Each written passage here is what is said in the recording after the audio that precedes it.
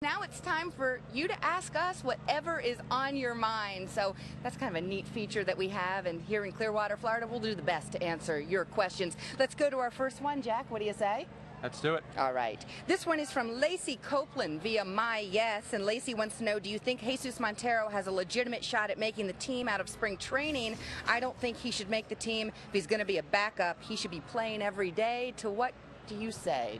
That's a good question from Lacey, and it's one that's going to permeate spring training. I asked Joe Girardi that very question because, of course, the school of thought is if you have a young player, you want him to play every day, perhaps at the minor league level. But Girardi said he feels that he can get Montero enough at-bats. And he said you look at two things. Does this guy deserve to be here, and can he help us win? If you answer yes to both of those questions, then how can you keep the guy off the roster? So I think the answer is yes. If Montero proves he can be a backup, maybe gets 300 at-bats, the Yankees don't mind having him learn at this level. Let's move on to our second question, also via My Yes, and that's from Jonah Falcon. I'm betting Garcia is number 4 and Nova is the number 5 when that spot comes around in mid-April. Jack, do you agree with that one? You know what? I'm almost in agreement with Jonah, except for the fact that I'm going to flip-flop them. I still think Nova, and I was going to say this before his 2 scoreless today, I think Nova's your number 4 starter as long as he comes out here and continues to show improvement. And I think Garcia, a guy who won 12 games last year and pitched over 150 innings, he has the edge for that number 5 spot. You're reading my mind. I think Ivan Nova might be number 4. Absolutely. Let's move along here. Our third one via My Yes is from Hitman. With Jaba's recent weight gain, should we worry that his head is not in the game? I'm going to start by saying no, and I'll let Jack Curry elaborate. You know what, Kim? Here's how Jaba Chamberlain eliminates any of those weight questions. He does what he did the other day. Go out there and throw 94, attack hitters, and there won't be another question at all about whether he's overweight or not. People will say, did you see the number on the radar gun? That's what people will be talking about. With performance, people will talk about performance as opposed to how he looks on the mound or is perceived to look on the mound. Absolutely. Question number 4 is via email, and it is from Joey Maxwell.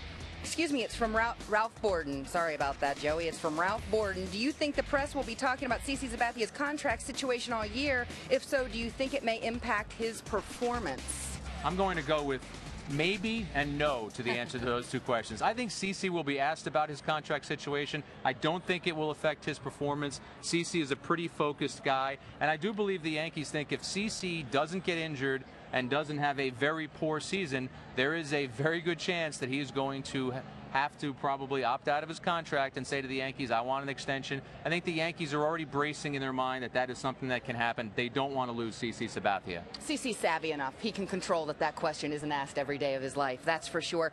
And let's hear now another email question from Stanley Frazier this time around. Now, how come we don't hear more about Dave Phelps, he wants to know. I saw he won the Yankees Minor League Pitcher of the Year award, Jack. Kim, I think he has to watch our telecast. We talked about David Phelps a lot yesterday, but you're right. He was the minor league pitcher of the year, and the Yankees like him. They like the fact that he does a lot with a little. This is a guy who has a very good fastball. He goes out there and believes he should get hitters out.